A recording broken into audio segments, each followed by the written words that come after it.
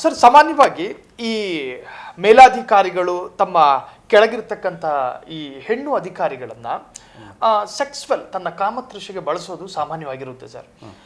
ಕೆಲವೊಮ್ಮೆ ಹೆಣ್ಣುಮಕ್ಕಳು ಕೂಡ ಅನಿವಾರ್ಯವಾಗಿ ಶರಣಾಗೋ ಪರಿಸ್ಥಿತಿಗಳು ಬರ್ತವೆ ಸರ್. ನಿಮಗೆ ಮೇಲ್ನೋಟಕ್ಕೆ ಹಿಂಗೆ ಅನಿಸುತ್ತಾ ಸರ್ ಇದರಲ್ಲಿ ಹಿಂಗೆ ನಡೆದಿರ್ಬೋದು ಅಂತ? ನೋಡಿ, ಈಗ ನಿನ್ನೆ ಇದು ವಿಡಿಯೋ ವೈರಲ್ ಆದ ನಂತರ ಸುಮಾರು ಜನ ಕಮೆಂಟ್ ಹಾಕ್ತಾ ಇದ್ದಾರೆ. ಏನು ಅಂತ ಹೇಳಿದ್ರೆ, ಆ ಹೆಣ್ಮಕ್ಳು ಕೂಡ ಎಂಜಾಯ್ ಮಾಡ್ತಾ ಇದ್ದಾರೆ ಅಂತ ಹೇಳ್ಕೊಂಡು. ಆ್ಯಕ್ಚುಲಿ ಅದು ನಾವು ಆ ಥರ ಕನ್ಸಿಡರ್ ಮಾಡಬಾರ್ದು. Prevention of sexual harassment posh ಅಂತ ಒಂದು ಆ್ಯಕ್ಟ್ ಇದೆ 2013, ನಿರ್ಭಯ ಕೇಸ್ ಆದಮೇಲೆ ಎನಾಕ್ಟ್ ಮಾಡಿದ್ದದು. ಅಂದರೆ ವರ್ಕ್ ಪ್ಲೇಸಲ್ಲಿ ಇರ್ತಕ್ಕಂಥ ಹೆಣ್ಮಕ್ಳ ಮೇಲೆ ಈ ರೀತಿ ಆದಾಗ ಅದನ್ನು ಹರಾಸ್ಮೆಂಟ್ ಅಂತಲೇ ತಿಳ್ಕೊಬೇಕು. ನಮಗೆ ಮೇಲ್ನೋಟಕ್ಕೆ ಪ್ರೈಮಾ ಫೇಸಿಗೆ ಕನ್ಸೆನ್ಸಸ್ ಇದೆ ಅಂತ ಅನಿಸುತ್ತೆ, ಬಟ್ ಕಾನೂನು ಆ ರೀತಿ ಹೇಳಲ್ಲ. ಯಾಕಂತ ಹೇಳಿದರೆ ನೋಡಿ, ವರ್ಕ್ ಪ್ಲೇಸ್ ಪ್ರಿಮೈಸಸ್ಸಲ್ಲಿ ಇದ್ದಾಗ, ಅದು ಕೂಡ ಬಾಸ್ ಇದ್ದಾಗ, ಆಮೇಲೆ ಇಲ್ಲಿ ನೋಡಿದರೆ is a senior most official. ಬರೀ ಆ ಚೇಂಬರಿಗಿಷ್ಟೇ ಅಲ್ಲ, ಆ ಕಚೇರಿಗಲ್ಲ, ಇಡೀ ಇಲಾಖೆಗೆ, ಪೊಲೀಸ್ ಇಲಾಖೆಗೆ is a senior superior officer ಅವರು. ಹಿಂಗಿದ್ದಾಗ ಅವರು ಬಂದಾಗ ಕರೆದಾಗ ಹೋಗಲೇಬೇಕಾಗತ್ತೆ. ಅವರು ನಗ್ತಾ ಇದ್ದಾರೋ ಅಳ್ತಾ ಇದ್ದಾರೋ ಬೇರೆ, ಅವರು ಆ ಮಹಿಳೆಯ ಹತ್ರನೇ ಅದು ಹರಾಸ್ಮೆಂಟು, ಅವಳು ನಕ್ರೆ ಇದು ಅಗ್ರಿಮೆಂಟು, ಆ ರೀತಿ ಕಾನೂನು ಹೇಳಲ್ಲ. ಕಾನೂನು ಹೇಳೋದೇನಂತ ಹೇಳಿದ್ರೆ, ವಿದಿನ್ ವರ್ಕಿಂಗ್ ಪ್ರಿಮೈಸಸ್, ವರ್ಕ್ ಪ್ಲೇಸಲ್ಲಿ ಆ ಥರ ಆದರೆ ಇದು ಸೆಕ್ಷುವಲ್ ಹರಾಸ್ಮೆಂಟ್ ಅಂತಲೇ ತಿಳ್ಕೊಬೇಕು ಅಂತ ಹೇಳುತ್ತೆ. ಇಲ್ಲಿ ನೋಡಿ, ಕಾನೂನಿನ ತಡಕಗಳು ಬಹಳ ಇದೆ ಈ ಕೇಸಲ್ಲಿ.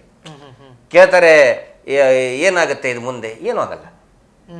ಪ್ರಜ್ವಲ್ ರೇವಣ್ಣ ಪ್ರಕರಣದಲ್ಲಿ ದೇರ್ ವಾಸ್ ಅ ಕಂಪ್ಲೇನೆಂಟ್. ಇಲ್ಲಿ ನನಗನ್ಸಿದ ಮಟ್ಟಿಗೆ ಇಲ್ಲಿ ದೂರುದಾರ ಯಾರು ಆಗಲ್ಲ, ದೂರು ಮಾಡಲ್ಲ. ಇಲ್ಲಿ ಸ್ವಯಂ ಪ್ರೇರಿತವಾಗಿ ಏನಾದರೂ ತನಿಖೆಗೆ ಆದೇಶ ಮಾಡಬೇಕು. ಯಾಕಂತ ಹೇಳಿದ್ರೆ ನಮ್ಗೆಲ್ಲರಿಗೂ ನೋವಾಗ್ತಾ ಇರೋದು, ಅದೇ ಹೇಳಿದ್ನಲ್ಲ ಸರ್, ಅವರ ಖಾಸಗಿ ನಿವಾಸದಲ್ಲಿನೋ ಹೋಟೆಲ್ಲೋ ರಿಸಾರ್ಟೋ ರೂಮೋ ಮಾಡಿದ್ರೆ ನಾವು ಯಾರು ಕೂಡ ಪ್ರಶ್ನೆ ಮಾಡೋದೇ ಅಲ್ಲ.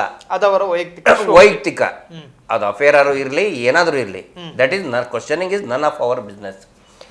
ಇಲ್ಲಿ ಎಲ್ಲರಿಗೂ ಬೇಸರ ಆಗ್ತಾ ಇರೋದು, he has done in uniform, that is to keeping national flag and police flag behind.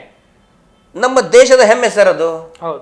ರಾಷ್ಟ್ರ ಧ್ವಜ ಮತ್ತು ಪೊಲೀಸ್ ಧ್ವಜ ಎರಡರ ಮುಂದೆ ಅದು ಯೂನಿಫಾರ್ಮ್ ಹಾಕೊಂಡು ಮಾಡಿದ್ದಾರೆ ಅಂತ ಹೇಳಿದ್ರೆ ಅದು ಆಗ್ತಾ ಇರೋದು.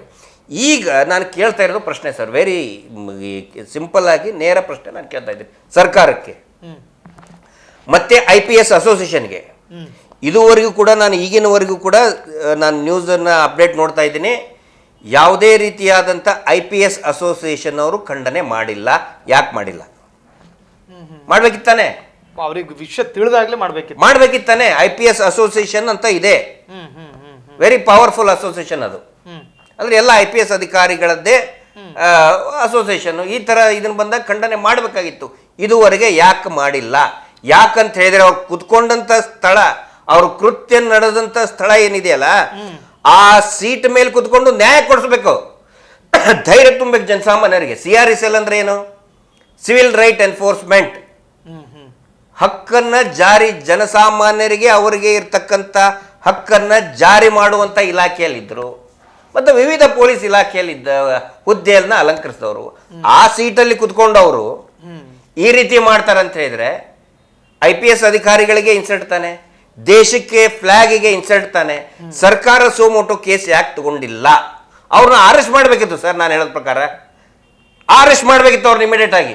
ಕ್ಷಣ ಕ್ಷಣದ ಸುದ್ದಿಗಳಿಗಾಗಿ ಫ್ರೀಡಂ ಟಿವಿ ಸಬ್ಸ್ಕ್ರೈಬ್ ಮಾಡಿ, ಲೈಕ್ ಮಾಡಿ ಹಾಗೂ ಫಾಲೋ ಮಾಡಿ. ಹೊಸ ಸುದ್ದಿಗಳ ನೋಟಿಫಿಕೇಶನ್ಗಾಗಿ ಬೆಲ್ ಐಕಾನ್ ಮೇಲೆ ಕ್ಲಿಕ್ ಮಾಡಿ.